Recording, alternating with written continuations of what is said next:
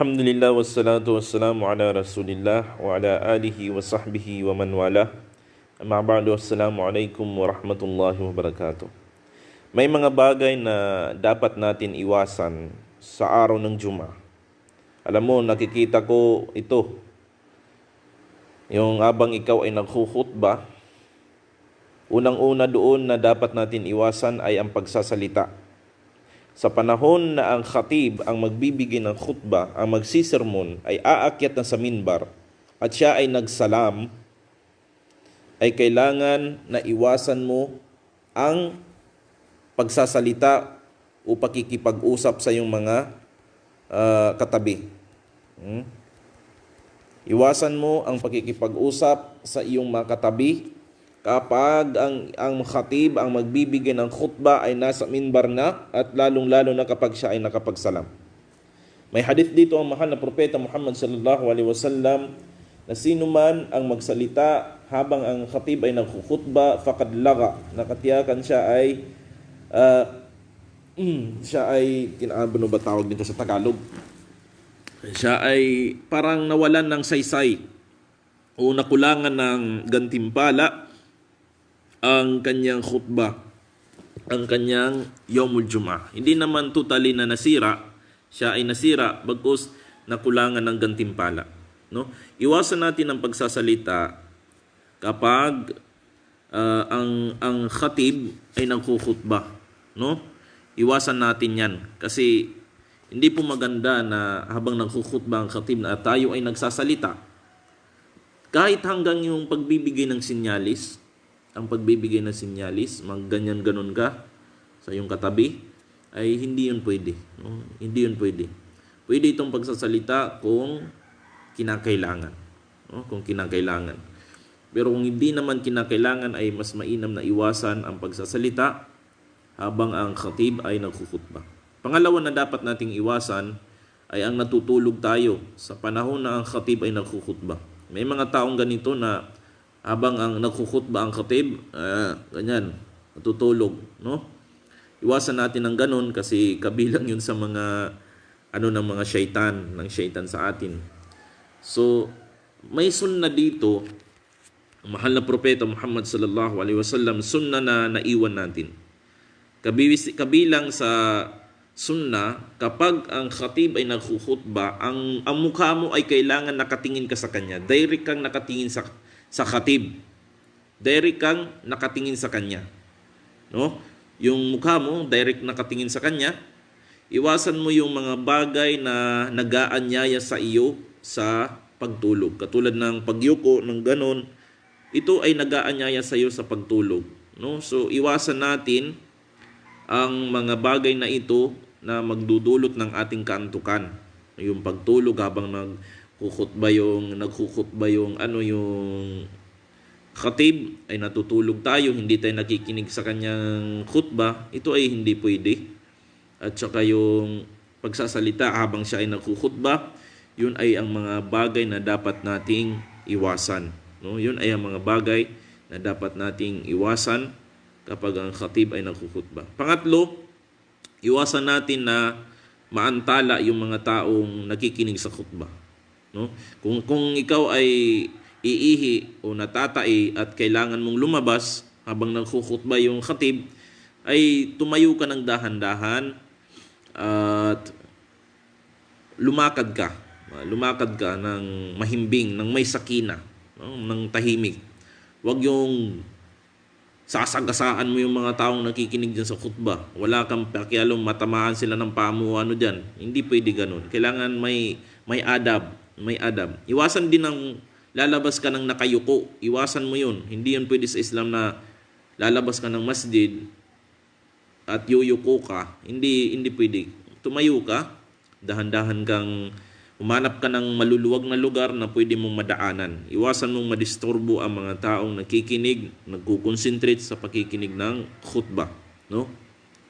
Sunod, kung maaari, kung meron tayong mga anak na maliliit pa, na mag-iingay lang naman sa masjid, ay mas mainam na wag na munang dalhin sa masjid para hindi madisturbo yung ibang mga kapatiran na nakikinig sa khutbah. Kasi alam naman natin, itong mga bata, wala man itong ibang gawin kundi maglaro, di ba? Mas mainam na iwanan na lang sa bahay, sa asawa. No, kasi sa mga babae, hindi naman obligado na magsala ng Yawmul Jum'ah sa masjid. So, pwedeng iwanan nyo sa mga asawa ninyo at iwasan na lang ang pagdala ng mga bata sa masjid dahil paminsan-minsan nagdudulot ito ng ingay, no? Nadidisturbo yung mga nagkikinig. Paminsan-minsan yung nagkukhutba ay nadidistract din dahil sa ingay ng mga bata. Nang sa ganun ay mapakinggan nating mabuti ang ipinapahiwatig ng nagkukhutba, ng nagpaparating ng khutba. Kabilang din sa mga dapat natin iwasan, no, dito sa Yawmul Jum'ah ay itong mga tinatawag na pagsasalita sa labas ng masjid, lalong-lalo na kapag naririnig sa loob ng masjid ang mga salita ninyo. Iwasan ninyo ang pagsasalita sa labas ng masjid, malakas na mga boses na naririnig ng mga nasa loob ng masjid. No, iwasan ninyo kasi disturbo din yan. Sunod, na dapat ninyong iwasan na nangyayari sa Yawmul Jum'ah, yung pagnanakaw ng mga tsinilas. May mga taong magsasala lang kasi nangahanting kung saan doon yung bagong tsinilas, saan yung mga original na tsinilas dyan, mga sapatos dyan. Iwasan po natin ang pagnanakaw, no? Ito ay masama, kabilang sa malaking kasalanan. Itong pagnanakaw ng tsinilas ng mga kapatid mo. Ninanakaw mo yung tsinilas ng yung kapatid. Uy, maganda tong tsinilas niya, no? Branded ah.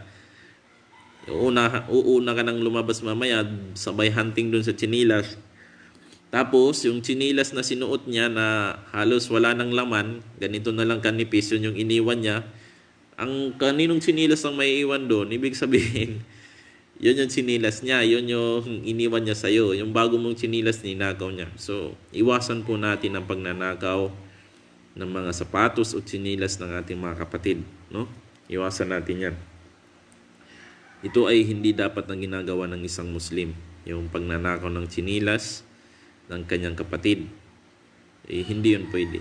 Hindi yun pwede. Sunod na dapat nating iwasan sa panahon ng tayo ay nagkukhutba, yung mga pag-upo na nag-aanyaya sa pagkaantok, no? Kailangan kung uupo tayo ng mabuti, ng matuwid ang likod at direktang nakaharap ang ating mga mukha sa nagkukhutba. Yun ang sunna ng mahal na propeta Muhammad sallallahu alaihi wasallam. So napakahalaga po ng ganitong mga bagay dahil para magiging perpekto o di kaya para maging katanggap-tanggap ang ating Yawmul Jum'ah, ang araw ng ating Jumat, no? At ang payo ko naman dito sa mga nagkukhutba, kasi meron kasing mga taong magkhutba na umaabot ng tag-iisang oras yung khutba. Ang sinyalis ng taong naintindihan niya ang kanyang relihiyon.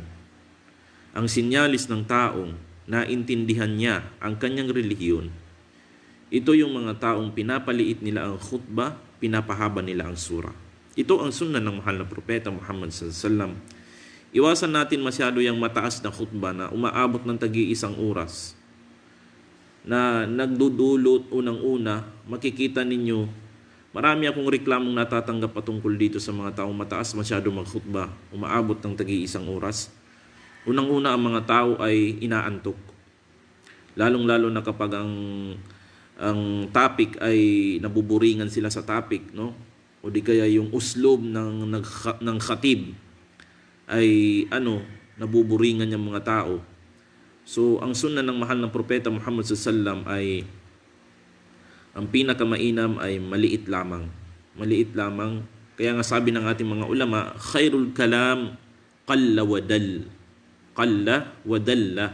Ang pinakamainam na salita ay maliit lang pero nakakapagturo sa tao ng kabutihan. So, hindi mo kailangan pahabain masyado yung khutbah mo kung hindi naman kinakailangan, hindi naman masyado huwag mo nang gawing isang oras. Ang sunnan dito is 20 minutes. 20 minutes ang pinakamataas ng khutbah. Ay tapusin na ng khatib ang kanyang khutbah. Kailangan pag-aralan ng bawat khatib Unang-una ang magandang uslub, ang magandang pamamaraan ng khutbah. Pinag-aaralan ito mga kapatid sa pananampalatayang Islam. Ang magandang pamamaraan ng pagkhutbah, ang tamang uslub ng khutbah. Kailangan nga ang khatib ay preparado sa kanyang khutbah. Hindi araw ngayon ng Jum'ah, ngayong araw ka mag-prepare, hindi ganun. Kung mas mainam para maging maganda ang delivery ng iyong khutbah, 1 week mo itong paghandaan. 1 week mo itong paghandaan yung khutbah mo. No, kasi para ding lecture ito eh. Kung magli-lecture ka nga, dapat 1 month mo itong paghandaan, di ba? Para mas maganda yung delivery, gagawa ka pa ng mga PowerPoint. So dito sa khutbah, kapag preparado ang maghukhutbah, hindi siya bulol magsalita, diretso-diretso yung pagsasalita niya, at yung pagbibigay niya ng makna sa mga ayat, sa mga hadith ay diretso-diretso kasi preparado. Ganadong-ganado ka sa khutbah mo, at ang higit sa lahat sa isang taong maghukhutbah ay hingin niya palagi ang tawfiq, ang hidayah, ang gabay ni Allah subhanahu wa ta'ala. Kahit gaano ka pa kapreparado sa iyong topiko, kahit paulit-ulit mo na yan ginagamit ang topiko mo, kahit bihasa ka na dyan, kung hindi mo pa rin hihingin ang hidayah, ang tawfiq ng dakilang Allah, paminsan-minsan nawawala ka sa konsentrasyon. Kaya nga, ang gagawin natin palagi kapag tayo nagbibigay ng khutbah, hingin natin palagi ang gabay ni Allah subhanahu wa ta'ala, ang tawfiq ng dakilang Allah subhanahu wa ta'ala. Kaya nga si Musa alayhi salatu wasalam, before siya magda'wa, meron siyang dua na sa suratu Taha, wahlul uqdatan min lisani yafqahu qawli. Yun yung sinabi niya doon na gawing madali ang kanyang pananalita at nang sa ganun ay maintindihan ng mga tao ang kanyang gustong ipahiwatig. So, kailangan sa isang khatib ay paliitin niya ang kanyang khutbah. Pangalawa ay pataasin niya ang kanyang surah. Ito yung sunnah sa Yawmul Jum'ah, lalong-lalo na sa mga magbibigay ng khutbah. No? At sunod naman sa mga dapat iwasan natin kapag dumarating tayo sa masjid, sa masjid, ay wag nating kaugalian na uupo kaagad tayo. Kapag dumating tayo sa masjid, magsunna tayo ng 2 rak'ah. Kahit na ang khatib ay nagkukhutba na, kahit ang khatib ay nagbibigay na ng sermon, pwede ka pa magsunna. Nangyari ito sa panahon ng propeta Muhammad sallallahu. Habang siya ay nagkukhutba, mayroong isang lalaking pumasok sa masjid, umupo ka agad, sabi ng propeta Muhammad sallallahu, tumayo ka at magsunna ka ng 2 rak'ah. So, pagpasok mo sa masjid, magsunna ka ng 2 rak'ah. After that, makinig ka sa khatib. No? Kaya nga iwasan natin yung pagiging late sa Yawmul Jum'ah. No? Ito ang dapat nating iwasan. At kabilang sa mga iiwasan natin sa araw ng Jum'ah, itong paninigarilyo po sa labas ng masjid. No? May mga taong naninigarilyo sa labas ng masjid at pagpasok sa masjid, ang baho ng sigarilyo. Waliyadu billah. Di ba may hadith ang propeta Muhammad sallallahu alaihi wasallam na hindi pwedeng lumapit sa masjid ni Allah ang mga taong kumakain ng bawang at sibuyas dahil ito ay masangsang ang mga amoy nito at nagdudulot ito ng kapinsalaan sa mga mananampalataya, sa mga nagsasala, lalong-lalong na sa mga anghel na nasa masjid, no? So itong sigarilyo wala itong pinagkaiba sa bawang at sibuyas pagdating sa amoy. Ang paninigarilyo, no? Itong paninigarilyo, meron itong masangsang na amoy. Kapag ang taong naninigarilyo, hanggang ang kanyang pawis ay amoy sigarilyo. Ang amoy niya, amoy sigarilyo. Ang balat niya, amoy sigarilyo. Ang damit niya, amoy sigarilyo.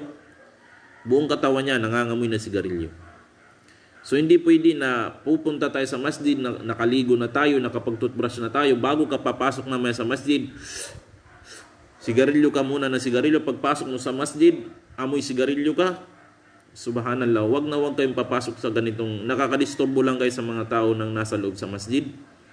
Dinidisturbo nyo lamang ang mga anghel sa loob ng masjid. Hindi pwede ito. No? Ang sigarilyo ay haram. Hindi dapat naninigarilyo ang isang Muslim dahil ito ay pinapatay niya ang kanyang sarili. Sinabi ng dakilang Allah, la taqtulu anfusakum. Huwag ninyong papatayin ang inyong mga sarili. La tulqu anfusakum ila tahluka. Huwag ninyong ilagay ang inyong mga sarili sa sa kasamaan o sa ikakapahamak ninyo, no? So iwasan natin, ito ang mga bagay na dapat nating iwasan. Ang pagpasok sa masjid ng galing tayong manigarilyo, masangsang ang amoy ng taong naninigarilyo, no? Masangsang ang amoy, hindi maganda.